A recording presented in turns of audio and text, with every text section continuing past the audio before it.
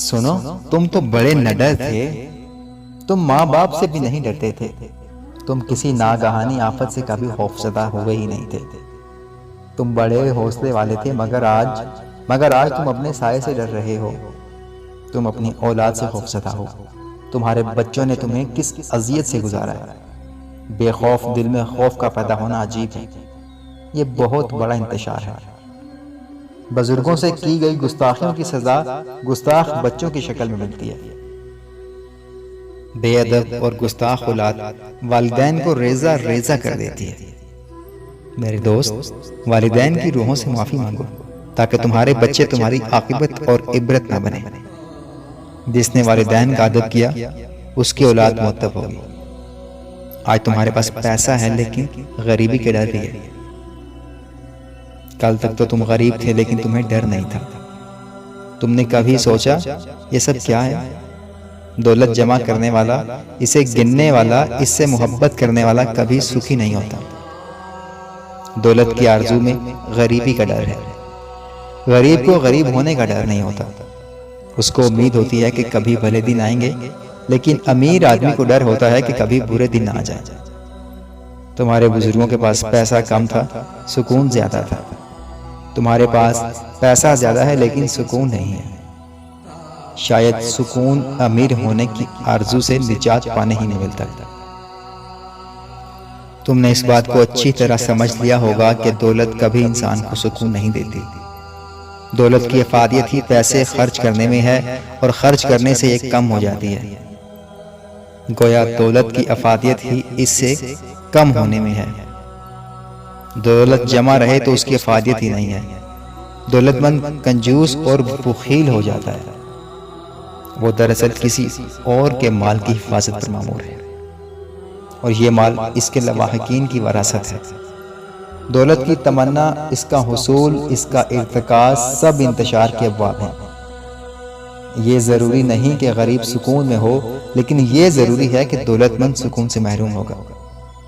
ہمدم اپنی کمائی، جائز اور ناجائز کمائی، محروم انسانوں تک پہنچا کر اپنے لیے سکون کا اہتمام کرو۔ اگر تمنا حاصل سے زیادہ ہو تو اضطراب پیدا ہوگا، انتشار ہوگا، اور اگر حاصل تمنا سے زیادہ ہو تو سکون کا باعث بنے گا۔ کم آرزو والے انسان مطمئن رہتے ہیں۔ تم محبت بھی کرتے ہو، انسانوں سے نہیں، اشیاء سے۔ تمہیں کثرت عزیز ہے۔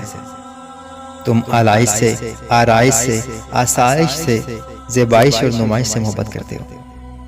تم فطری جذبات سے محروم ہو چکے ہو۔ تم اپنے مکان کو سجاتے ہی رہتے ہو، اس میں فانوس روشن کرتے ہو، اس میں چراغاں کرتے ہو، مگر تمہارے دل کی دنیا میں چراغاں نہیں ہے۔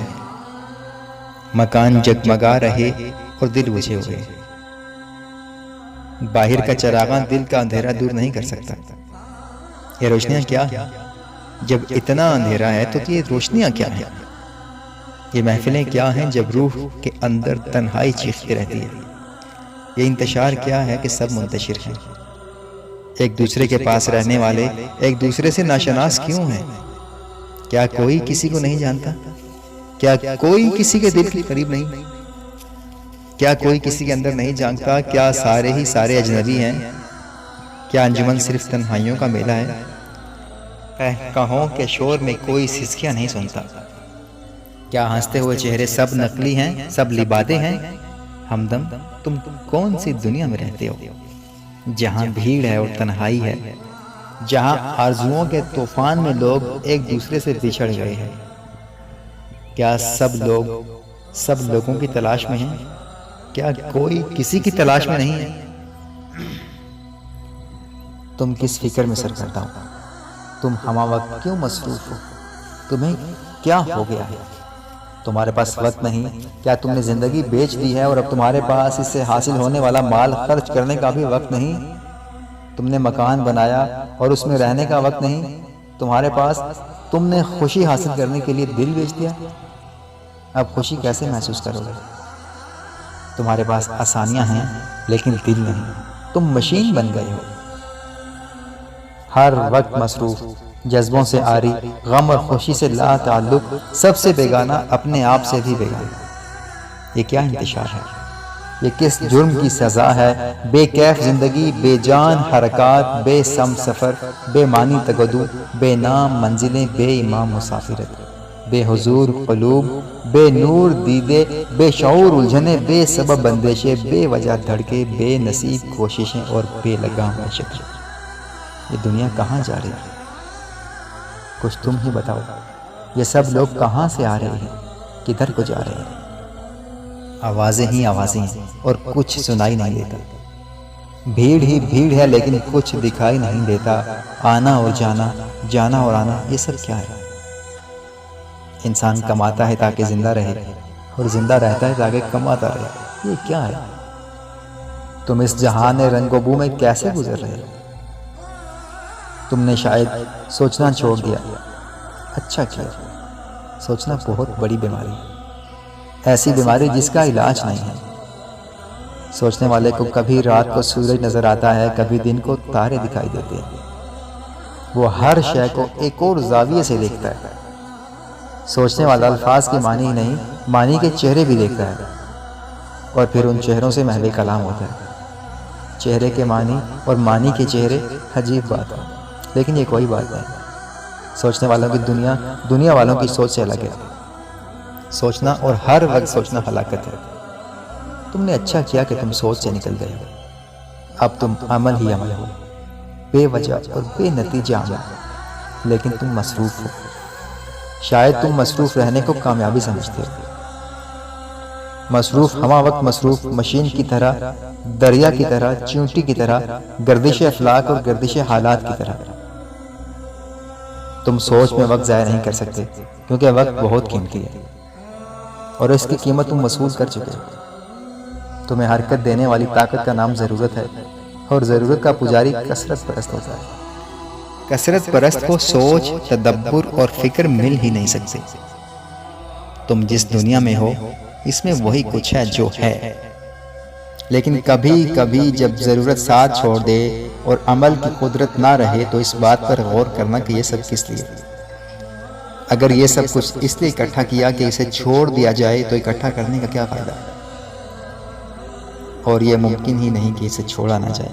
یہ عجیب بات ہے کہ محنت کی عادت قائم رہے تو بھی انسان طاقت کم ہونا شروع ہو جاتی ہے۔